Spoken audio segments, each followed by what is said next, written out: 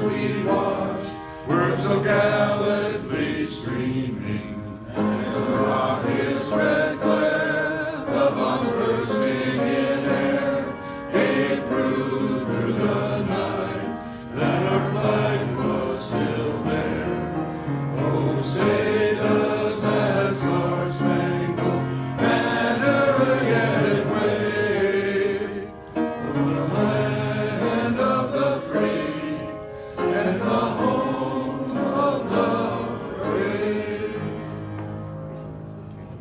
Wonderful, Sue.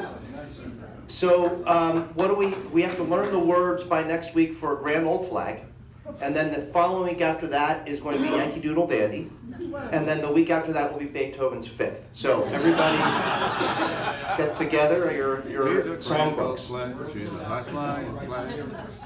That's an old joke now. Is Doug Brinker here for the, Mark is going to take over for him. Yeah, Doug sends his apologies. He had a leak with the refrigerator or something. So maybe we'll pray about that too. Heavenly Father, we thank you for this time together. We thank you for all the blessings in our lives. We ask that you would guide our hands and our hearts, that we might reach out to others in love and help those in need. We thank you for this time together. We thank you for those that have prepared the food and served it. And we thank you for the fellowship and friendships that we've made through Rotary. In your name we pray. Amen. Well done, Mark. You've always been a good pinch hitter indicator. Michael, who do we have here visiting? Good morning, UMass Rotary Club. Good to see everyone. My heart is with Doug Brinker. We just had 2 weeks without a refrigerator. Can you even imagine that? That is just tough duty, 2 weeks without a refrigerator. My prayers are definitely with him, Mark. We have some guests here today. First of all, Bob Koval from the Kutztown Club. Bob. And returning to us, thanks to Mark Earl, and I think going to be part of a presentation today perhaps, Janice Spess and Jason Hara from the Tales of Valor crew. Stand up, welcome back. Good to see you again. Oh, we have a puppy here. An active one. Good to have you back with us. Steve? Okay, thanks, Mike. So a couple announcements here from the podium, especially for the newer members. I've been harping on the trumpet and reading the trumpet. So one of the most important reasons to read the trumpet is to know when you're on duty. So I would like to thank this morning Seal Birdsell and Jeff Boyer for being at the sign-in table.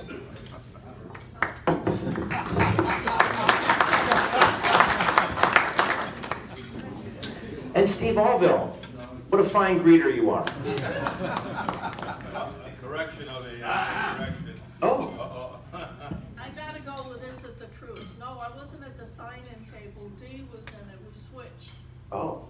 I'll be doing something else. We'll have to talk about that later. Okay. And we also had John Chishka, but he's not here. So my whole thing is ruined now. So, but Bill, are you here? Bill Erdman. All right. Get ready for that next week. So just reminding everybody of the 4-way test, of the things we think, say, and do. It is the heart of our club and Rotary International. Is it the truth? Is it fair to all concerned? Will it build goodwill and better friendships? And will it be beneficial to all concerned? It is truly amazing when you apply that to your life, in all aspects of your life. It is defined, it's a defining statement to really live by.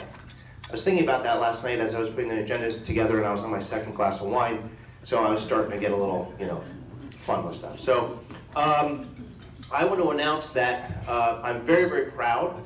If you've been looking at the sign-up sheets in the back, we have an amazing, unprecedented amount of individuals signing up for committees. And that is going to change the way this club works in the future. There's new members signing up for multiple committees. And it's just been really fun week after week to be updating those lists. So I'd like you all to give yourself a round of applause for that. And I also want those individuals, and you know who you are, who haven't signed up for committees yet, to sign up. Even if you don't think you're going to be engaged, get your name in there, because maybe you'll get an email or something that says, hey, that sounds fun.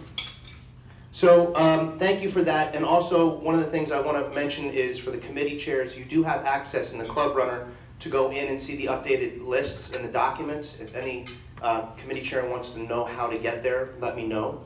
And if you don't have a list, it's very easy every week just to maybe take a picture with your telephone of the list back there. That'll help you at least know who's on your committee. I'm going to skip down here to an email that Rick and I were exchanging about how to get into Club Runner. It is your name, is your full name with a period, and then your last name with a period, 6560, that's your login name, and then your initial password, which I'm assuming most people, if they haven't been in there, haven't changed yet, is service. So we're trying to get everybody involved with Club Runner and involved in Club Runner, especially the committee chairs, because there's a lot of great information in there. Steve, Yes? is the name that we put in case sensitive? I don't think so. I think it's lowercase. That's Mark. Mark? I don't think it's case sensitive. I don't think it Password is. Yeah. So, so I'm Steve, but my real formal name is Stephen, S-T-E-P-H-E-N. So my login is my full name .gould.6560, and then service. And I also believe that that's what you need if you're going to get the app. The app is awesome, the Club Runner app, because that has you can get people's information very quickly through the directory. You don't have to go hunting for it through Club Runner. So keep that in mind as well. Steve, can you repeat that again? Is your first name dot, last name dot? First name, your full first name, no abbreviations or nicknames, dot, your last name, dot 6560, and the password is service. So I realize everybody right now is tapping the Wi-Fi here to download the Club Runner app. So you might jam up the Wi-Fi a little bit, but put that in, and your password is service, and you'll be one step closer to living in Chicago. Okay, excuse me. August again is Rotary Month. You know what our goal is here. 125 members. I gave a lofty goal to Rick for the year. Yes? Membership, not Rotary. Membership, what'd I say? Rotary. Right, that's right, Rick. It is Rotary Membership Month. Thank you. You're very welcome. Yeah, like you never messed up here. So this is a very obtainable goal, but remember what the goal here is. Everybody brings one guest this year, during this Rotary year, to Rotary, and I guarantee you we're going to have 125 people. We inducted how many last week? 4 new members last week? 5 new members last week? It's awesome. And I have another individual that won't actually be able to attend many meetings, but he wants to sign up right away, and he also wants to donate $1,000 towards our East Penn School District Hunger Project that we're doing right now. And if most of you may know that Rotary International does not have an attendance requirement anymore, but we do in our bylaws. But know that, you're a Rotarian because of what you do, not, in my opinion, how many times you come to breakfast. That's just my personal opinion. And I get to say that now that I'm president. So, also, new members and anyone else who wants to be a part of it, there is a Welcome to the World of Rotary event at Bravo on October 7th from 6:30 to 8:30. There are signups for that. Ask me if you need more information on that. And then also the Purple Pinky Race to Zero will be held on Saturday, October 12th at Lehigh Carbon County Community College in Schnecksville, and Cindy Horniman is forming a team. We usually have about 5 or 6 people that go to that. So Cindy sent me an email and asked everybody to email her if you're interested in that. All right, I'm tired of talking. Any announcements on the floor? Megan. I'm pleased to announce that we've sold out of our tickets for the Iron Pigs game next Thursday, or next Friday. Awesome. So, our next fellowship event is going to be September 7th for the Emmaus Community Yard Sale. There'll be more information to follow, but it's from 8 to 4. We're inviting everyone to come down to our setup at the Better Homes and Gardens office, Steve's business. What's the address? 223? 232. I have the right numbers. 232 Main Street. Bring whatever you'd like. We're gonna have a little list of things that we'd like to sell, easy things, nothing huge. We don't need big items of furniture being lugged over. It's gonna be the concept of bring what you'd like, stay for as long as you like, and take what you don't sell. We're not gonna be like having a U-Haul to go to Goodwill afterwards. So come, hang out, sell some things, and then we'll see you on Monday at the golf tournament then too. All right, thanks guys. Thank you, Megan. Eric? To segue on what Megan was just talking about with the golf tournament, now is our major push time to make this the valuable event that always has been to our club. The key thing to remember this year is with the raffle that we are doing for the grand prize, it's not all about golf. It is huge for golf if you enjoy golf, because it's an 8-day trip for the British Open, all right, which most people, and it's just $100 for a ticket to do this. But if you're not into golf, you have the opportunity, working with Gordon at his travel company, of a $7,000 voucher for a Caribbean or a Disney vacation for you. So right now we appeal to basically everybody. So there's no reason why we can't sell 300 tickets this year. The thing is, yes, we're maybe starting a tad late, but just get the message out, share it on your Facebook page. Valerie, I think, will get something out pretty soon for us as well. John, I know, is working on stuff that can get shared. Because like I said, the $7,000 voucher for, and we're not limiting what you're doing in the Caribbean, all that kind of stuff, is going to be awesome. So let's work on getting those tickets sold. Of course, we need golfers and other supporters as well for that. So thank you. And remember, you can register online or buy tickets online right now. At www.ercgolf.com. I did get an email from John Zaitz, one of the co-chairs. We really need everybody's help. We're 4 weeks away. We need 50 more golfers. We need a lot more sponsors, and we really need to start selling tickets. So please, everyone, do your best to get involved and do a small part of that. Gordy. Yeah, I talked about this last year. This is what worked for me last year. I sold about 25 tickets. And what I do is I made a copy of the golf ticket, and then I just forward it to a lot of my clients and friends. And you'd be surprised how many people will react to that. So it's easier to do than word of mouth. So for those guys that have a business or people, just reach out, make a copy of it, send out to your friends and your clients, and believe me, it works. And you're talking about the raffle ticket for the Caribbean vacation, and it's also the British Open, correct? Right. Okay, so that's the nice part about this year, guys. It caters to everybody. Anybody who didn't think they could sell tickets last year because they didn't know anybody that played golf, there's a huge variable on this. It's one of the considerations the committee put together. So please, we're imploring everybody to just try to sell something. It is our major fundraiser for the year. It usually brings us in close to 30 grand net. So please get involved with it. It's easy and it's fun. Lex. Karen put cards on our tables, and I'm just highlighting it because AI was our major sponsor for the golf tournament last year. We're having an open house. Anybody going, please say thank you. Thanks, Lex. Anyone else? Mike? Two quick things. First of all, Steve mentioned that, again, we're trying to all bring one person to breakfast. He has tasked me with recording who those people are, who our members are, and who the guest is. He says if I do this properly, he's going to double my pay. So please help me out. Right now I have Michael Hannes, Bob Halsey, Cindy Horniman, Dale Dries, and Mark Earl as having brought a guest. I know I don't have everyone, so see me, get your name on here and your guest name. Secondly, I'm going to be away a couple of days next week, so anything for the newsletter I'm going to need by noon Monday, not Tuesday. Noon Monday, I'm going to put it out Monday night then. Thank you. Thank you, Mike. It was the vice president's suggestion to double Mike's pay for that, by the way. So can't take credit for that. That was very brilliant, Lex. Yeah, I really am. I'm pushing, obviously, this year, everyone, to get everyone involved in this club. Coming to breakfast every week is not what Rotary is. Going out and changing the world is what Rotary is. So we can do that by finding good people out there, by bringing one guest. I'm really challenging everybody, and I'm going to call you out on it this year too. If it makes you uncomfortable, sorry. Okay, any other announcements? Good. Sarge. Oh no, sorry, raffle.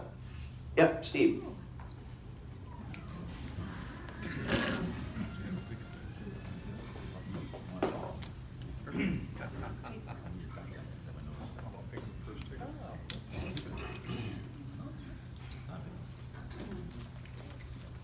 last three digits are 469. You just keep it. Should I check or no? They'll just keep. Well, you No, can because just- I just gave him the ticket. It really stinks when the first guy donates it back, you know? So it better be 487. 460. Not even close. Going once. Once, twice, Three. 479. 479. Here.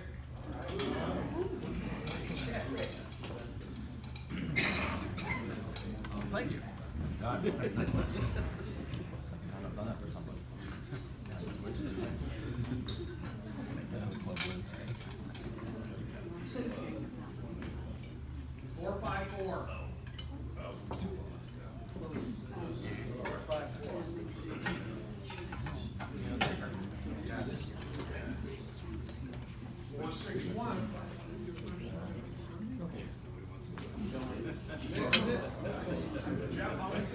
Lift them up. 455.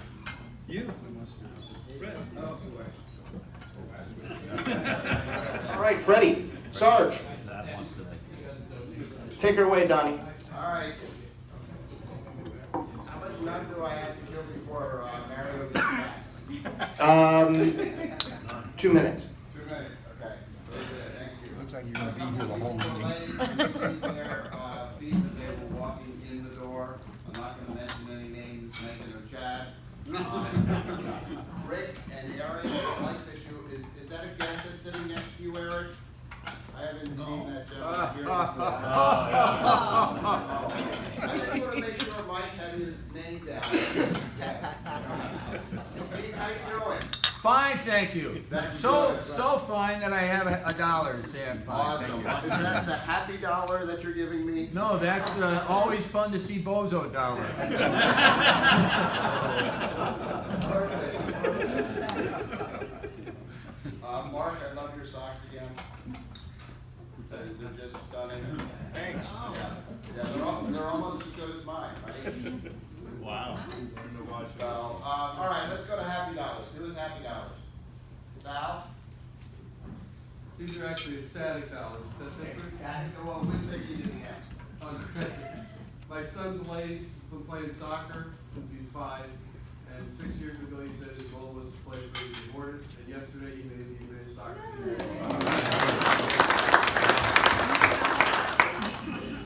Joe? All right, I'm off to Italy next week, Tuesday for 2 weeks. You won't see my happy face a while.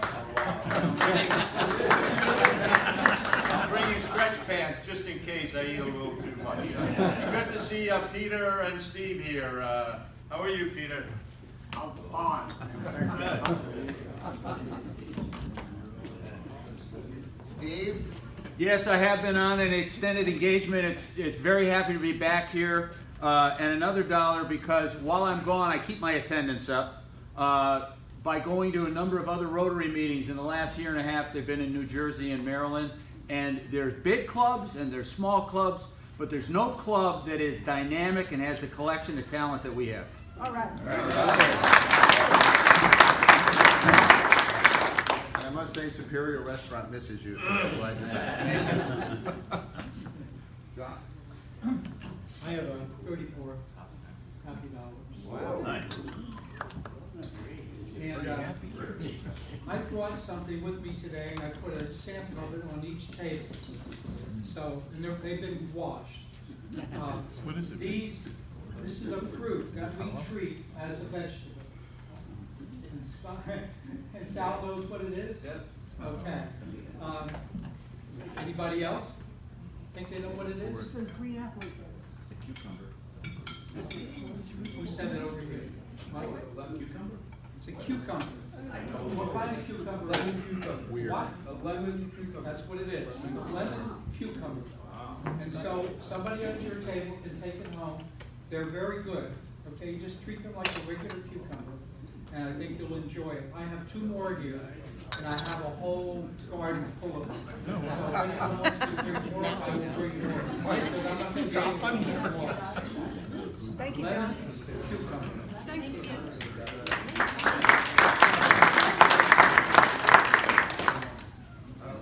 I'm going to throw $2 happy real fast. It's the first time I brought cash in a while, but about a month ago, my youngest daughter, Morgan, who's 14, and I did the Barnegat Lake 1 mile ocean swim. I got 55th out of 430 some people, and she got 3rd in her age group. So, very proud of her. She beat me by a minute and a half. A minute and a half. All right, Don, I'm gonna, Megan, do you want to just go out happy now quick? I just wanted to say, A, I'm fashionably late. Thank you very much. Yeah. I forgot to mention, and I'm so happy about us selling our 25 tickets. I will see everyone next week and give you your tickets for the game. If I don't see you, I'll have them at the will call window. I'm also happy that my poor little cat who got very sick last week and was almost going to die, didn't die, and she's going to make it. And it's all because my stepdaughter really helped me and the nurse got to help her. Yeah, so, and the Maine Animal Hospital is amazing. If you have pets, go there, see a doctor over here. Thanks. Here you go. Don, I'm gonna take the floor back, okay? We're running a little bit, we're running behind. Mark. Mark has a presentation to make here.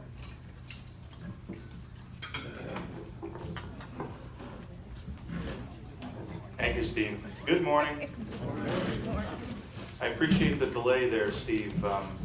You know, as much as we try to have everything organized and planned out ahead of time, I came in this morning and unable to find the oversized check that we use for presentations to recipients. If anybody happens to have that or knows where it is, please let us know. If not, we'll have to get another one. So the reason that I'm here before you today is to present to Tales of Valor organization the proceeds from our 2nd annual motorcycle poker run to benefit veterans. So several years ago, folks in the club that either have a heart for veterans and the needs of returning veterans, or have a passion for motorcycling, or that type of thing, we got together and decided we could do something to raise some awareness and raise some funds. And so we started off at Alberta's Park, and we had a great experience there. They were very gracious partners. But we had it in May, and it was cold and rainy, and the turnout was kind of low. And so this year we decided to move the venue to partner with Blackman Cycle, thinking it might increase some visibility. We also changed the date to get it into a better likelihood of warmer weather. Well, we definitely got warmer weather. It was in the 90s, and so instead of being cold and rainy, it was hot and sticky. But we had greater participation this year, and that's what we're looking for, is to get more and more people from the community involved and more folks from the club, and to have a greater impact on the organizations with whom we're trying to partner and raise some funds.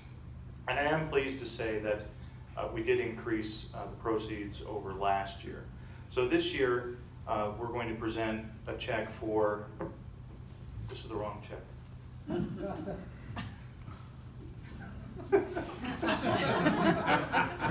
Nice job, Mario.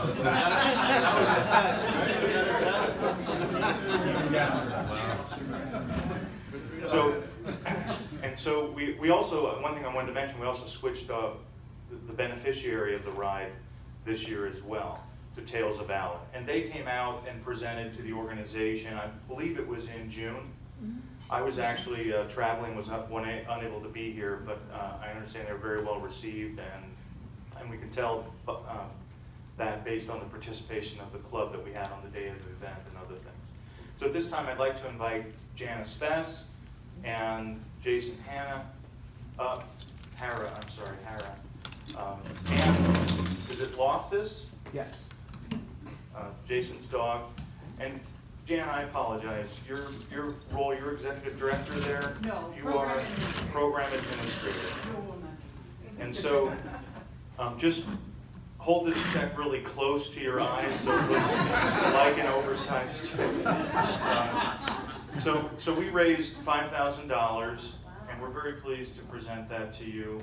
I know you've had larger fundraisers but we know that these types of things, every dollar makes a difference. And we're hoping that you'll receive this and we'll be able to continue this partnership moving forward. So thank you very much, Jan.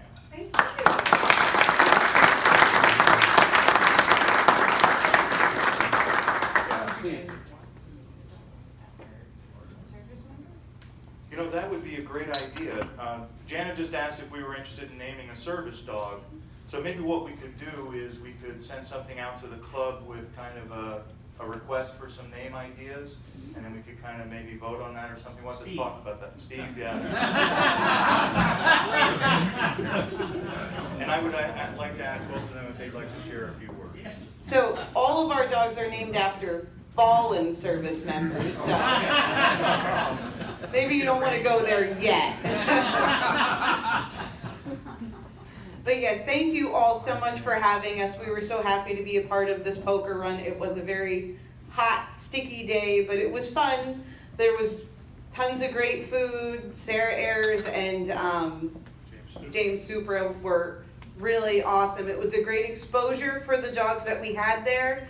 The loud sounds of the bikes, the bands, you know, those are all things that we have to expose our dogs to many times over to get them used to different things. So I believe we had, Loftus was there, we had Van Paris and his corporate sponsors of DJI Insurance, who are in Kutztown and Nutropoli. They had a group of 10 riders, and then we had Vaughn there as well. So it was a really great day, and thank you all so much for having us and for presenting us with this generous donation. Thank you.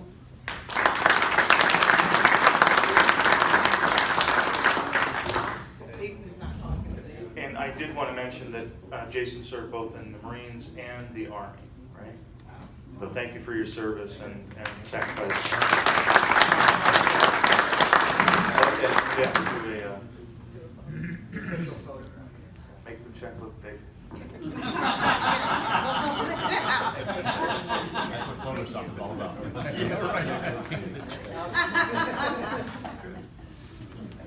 Thank you again.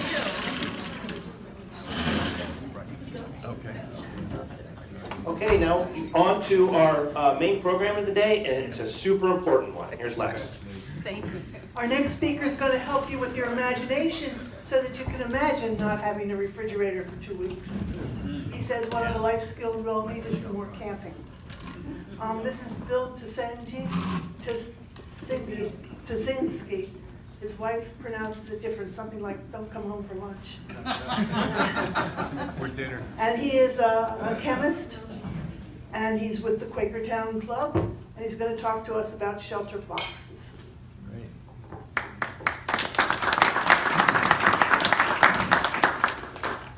Are we working? Absolutely. Good. Okay, well, thank you for having me. I have to tell you the story of how I became a shelter box ambassador.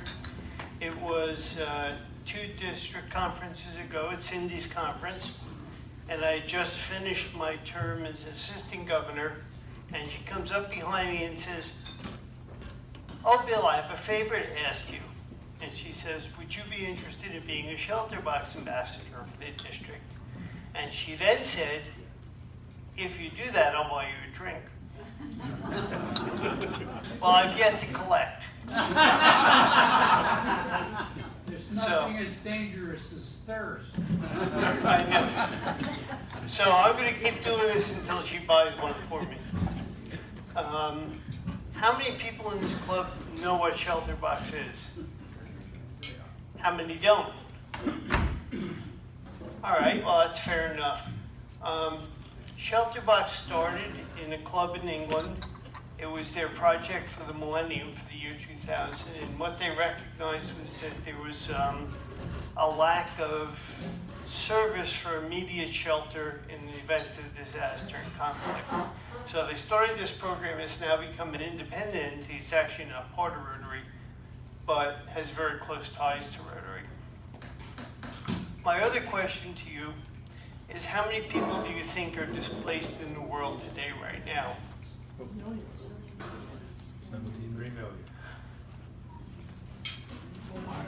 17 million? Wow. 85. Wow. Of those, what do you think is the proportion who are displaced by conflict versus disaster? 85. You're close. It's about 3 to 1 conflict to disaster. So, those are the only hard questions I'll ask you. So this is the iconic shelter box. It comes loaded with a bunch of stuff, and I'll explain a little bit. And as I said, about 85 million people are displaced. This is the most since World War II. This actually is a little bit old, from a couple of months ago. But if you go on the Shelter Box website, you can see where current deployments are. So a number of places in Africa, those are mostly conflict. Syria is conflict, Paraguay is flooding.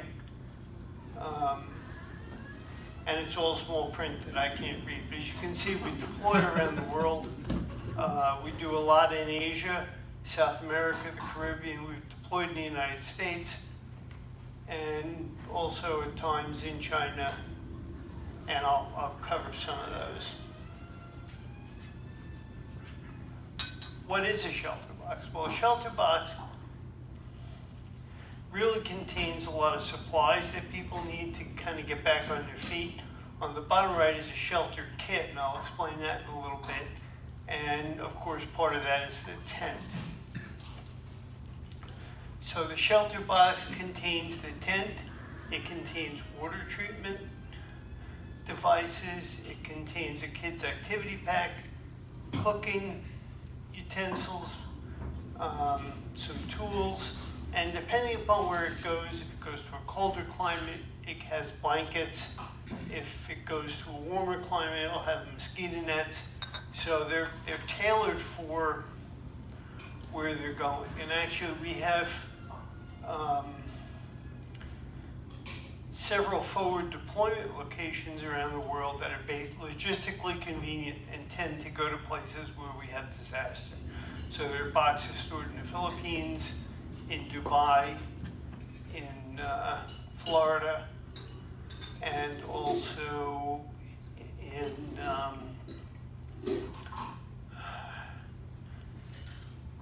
a place I'll remember sometime around 4 o'clock in the morning. One of the coolest things in there is, and I didn't bring it this time, is a solar light. So it's a solar powered light, and it'll run for about 15 hours at night. So it's very useful for kids doing schoolwork, reading, anything food preparation at night. It's also particularly useful in the camps for women going to the latrine, can carry it for safety. We have protection for disease. We have the water treatment filter, a very simple bag. You put water in at the top, dirty water comes out clean at the bottom, mosquito nets. And we have 4 types of tents. There is a YouTube video about erecting the tent. I find camping the most pointless human activity, so I've never erected a tent. People are complaining about no refrigerator, no running water, no electricity, and then they go camping. It doesn't make any sense. As I was saying to the table, my idea of camping is sleeping in a hotel room with the window open. So the standard relief tent takes about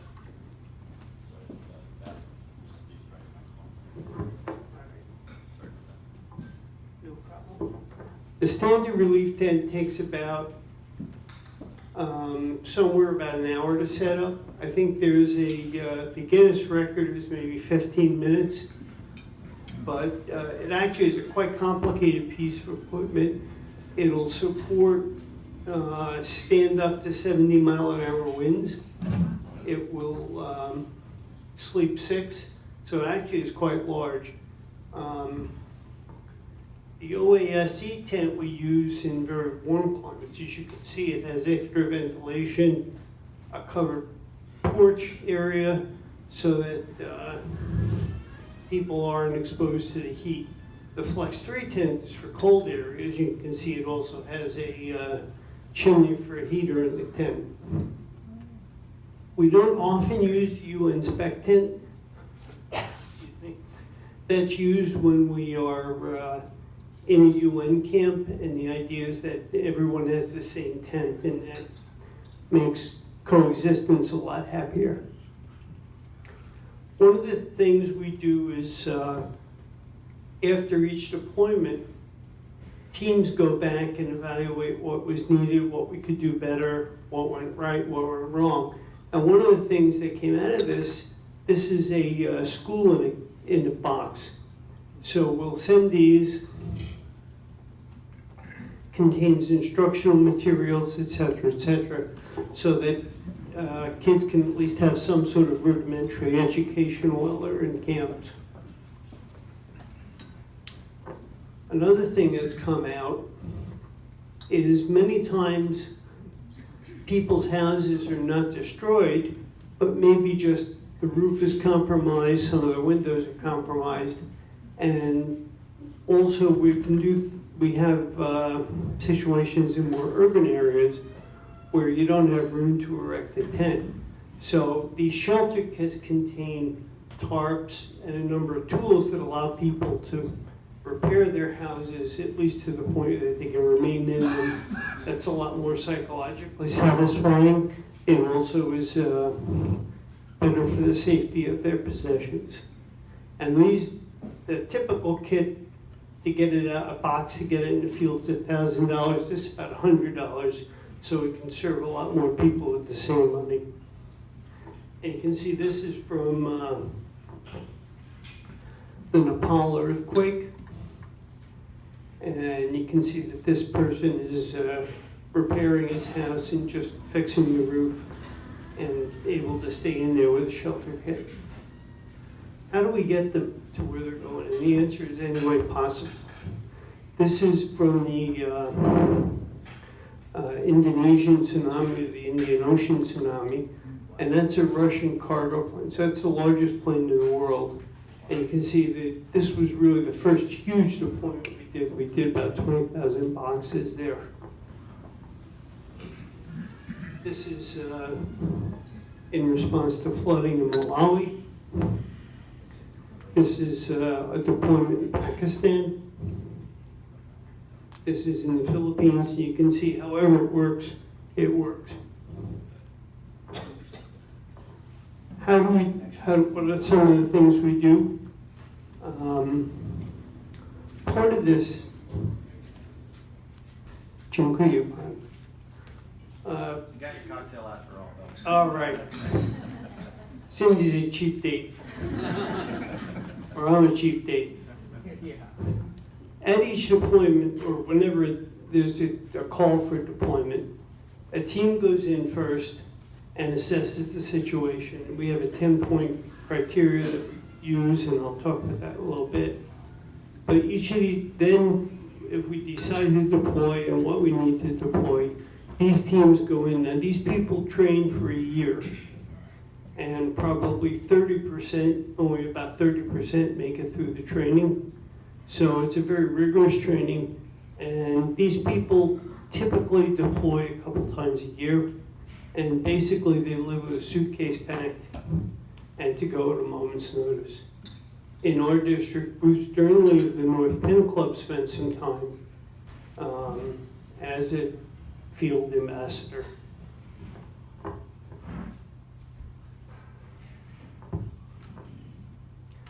Rotary is a key partner, and we know that here in the United States, mostly it's fundraising, financial support. But in country where there's a disaster or conflict, it's local Rotarians who are key to making successful deployments. So things like arranging local logistics, customs clearances, identifying where to deploy. All of those things, the local Rotarian community is a critical part of the success of Shelterbox. One of our other main partners is the LDS Charities, the charitable arm of the Latter-day Saints. they're able to go into conflict areas that we can't. Safety of our volunteers is an important consideration, but LDS is able to go where we can't.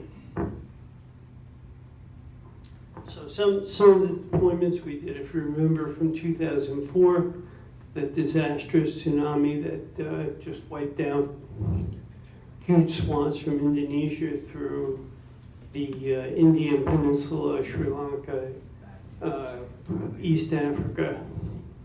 So that was really the first huge deployment. We were involved in the Rohingya humanitarian crisis, where these people were displaced by ethnic cleansing to Bangladesh. Last year, or actually in March of this year, Cyclone Idai hit Malawi, and you can see that just the extent of the flooding.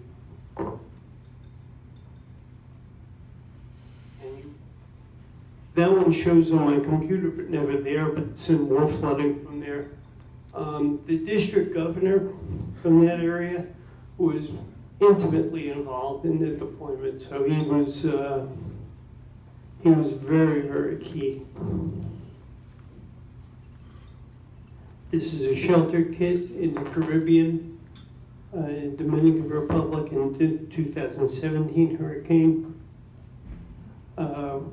We've been active in Syria since 2011, and one of the points of that is people think the Middle East is always hot and desert in Saudi Arabia, but actually it gets quite cold in Syria, so it's important for us to be able to have heat for people.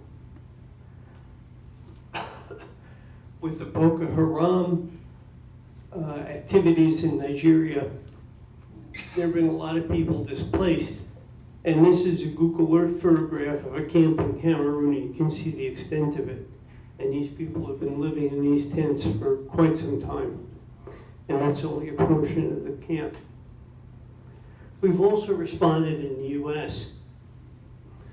When Sandy hit, we didn't deploy tents because people were able to shelter at schools, churches, etc., but we provided a lot of blankets, hats, gloves. As you remember, it was quite cold. It was late in the fall, and people needed help. In Katrina, a lot of the response centered around Louisiana and New Orleans area, and we responded more towards the other part of the Gulf Coast, Mississippi, Alabama. So this family actually spent 6 months in a shelter box tent before the home was repaired. And as I mentioned, we have a 10-step criteria, and it involves things like, does the local government want us? Do we have the right aid? Will we support the right number of people? How long do people need aid? Etc., etc. So there's a whole set of criteria we go through as part of that decision tree. Where did we go last year? You can see we did a number of deployments in the Caribbean around the hurricanes, conflicts in East Africa, the Horn of Africa, Ethiopia, Somalia. There's drought, Kenya, flooding, Bangladesh flooding, and Rohingya, Indonesia, earthquakes and tsunamis. Philippines, we tend to deploy like once or twice a year, unfortunately, in the Philippines. Vanuatu, there was a volcano. So we actually had quite a few places. And what was the impact? We were able to help 200,000 people through our activities. And so it's about 30,000 families with shelter, and another 12,000 families with household items. The volunteer response teams were out over 1,100 days, so quite an extensive effort. Our goal is to be able to reach 1 million people in a year. Sort of the shelter box tagline is preparing for the worst, helping people prepare or survive the worst day ever. So obviously Rotary's been a partner of Shelter Box from the beginning. At the last international conference, that partnership was renewed for another 3 years. We've been nominated a couple times for the Nobel Peace Prize, 4-star on Charity Navigator, and Platinum on GuideStar. So how can people help? What we're looking for, obviously, is donations. Advocacy is important. Volunteering, you know, I think it's hard to ask people to become field volunteers. It's very difficult. If someone's committed, you know, we'd be very interested in that. And Rotary's been a fantastic financial support.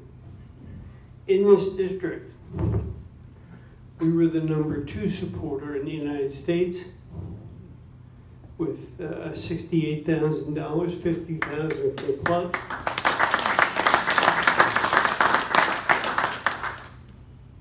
The district that edged us out actually in the year, obviously a very affluent district in the Bay Area. They also have the advantage that Bill Tobin, who's the Shelter Box staffer responsible for Rotary, is in that district, so they cheated.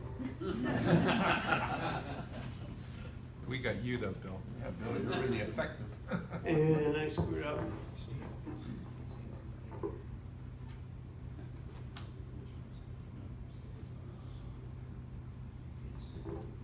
And I always try to recognize, this is the Saucon Valley Club. They held a dine and dance last year that raised close to $16,000. So the 5 people on the left are, the 4 people on the left are their club members. The center woman in the center is Lena Magyar, their president. And on the right is Carrie Murray, who's the president of Shelter Box USA. So she was, they're based in California, but she was east to visit family and came down over the holidays to get that big check, but also more importantly, the little check. So at this point, I know when I was program chair for our club, speakers asked me how long they could speak, and I told them they can speak as long as they want, but we leave at 7:30. Bill, I have a question, real quick. 2 questions. 1, how much does each box cost? And 2, how much does each box weigh? The cost is about $1,000 to get it in the field. And with the tent and the poles in it, it weighs about 125 pounds. When I transport it, I take the tent out, I take the poles out, do it separately, because I'm a little weaker than that. Who puts the boxes together? They're assembled in various locations. So, as I mentioned, we store them in places like the Philippines, Dubai, Florida, and Malaysia was the one I forgot. So the parts are brought in, they're assembled locally at the warehouses. Here. No, locally where they're going to be stored. Have the contents changed over the years? Yeah, we've changed, well, we've added the solar lights. We've changed the water filter package that was used. We had one that, how do I put it? You couldn't tell when it was spent. This one doesn't work when it's spent.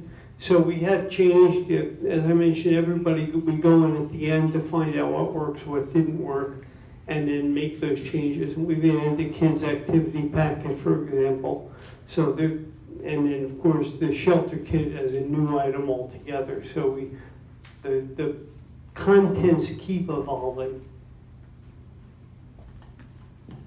What happens afterwards? You know, the disaster is over. Do a lot of the people that use the shelter box keep the contents and utilize them, or are they discarded? We don't take anything back. The lifetime of the tents is somewhere from 6 months to a year where they are, and then they need to be replaced. But people find use for the boxes, they use it for storage. They've been used as bathtubs for kids.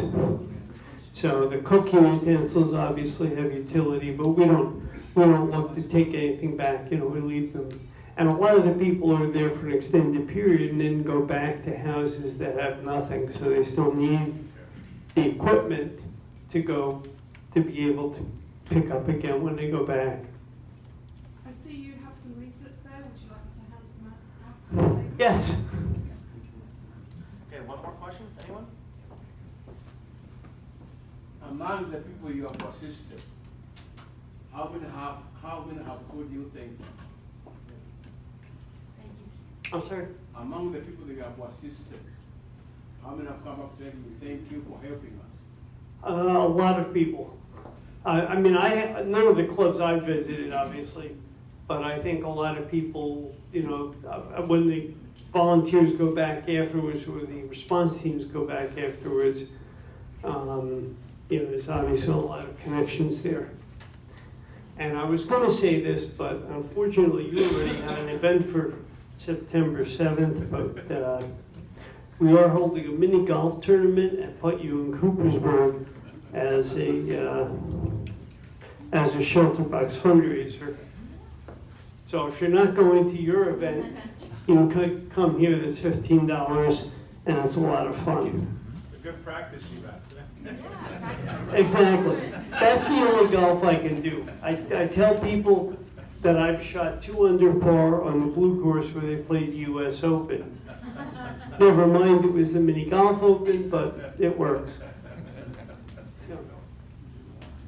Thank you, Bill.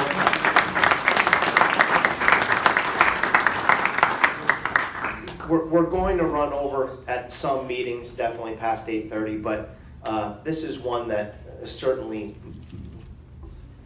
was needed to be run over. The shelter box is, I think, one of the most important things that Rotary is involved with. It really exposes you to how much, 85 million displaced people, and we're reaching about 1 million of them.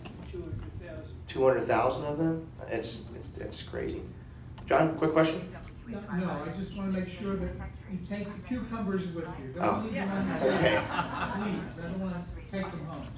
Okay, everybody, why don't we end the meeting with the Pledge of Allegiance.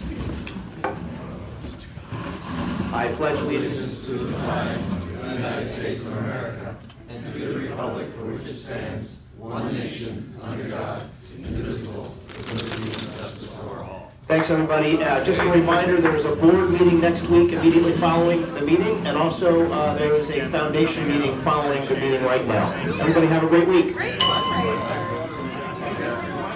Hey, if it gets bigger every year, they should make a plan. We already got some good ideas. No, that's a donation for sponsoring a dog. Oh, no, it's 25 to 30. Okay. To fully sponsor the entire dog.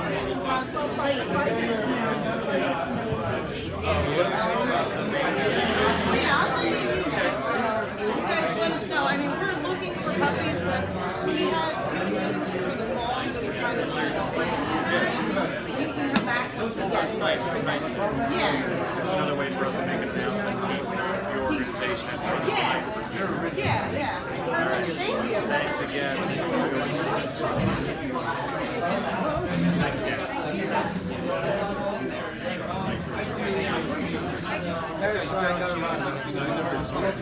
Yeah, we got the picture. Let's talk about the wildlife. Yeah, I think I'm afraid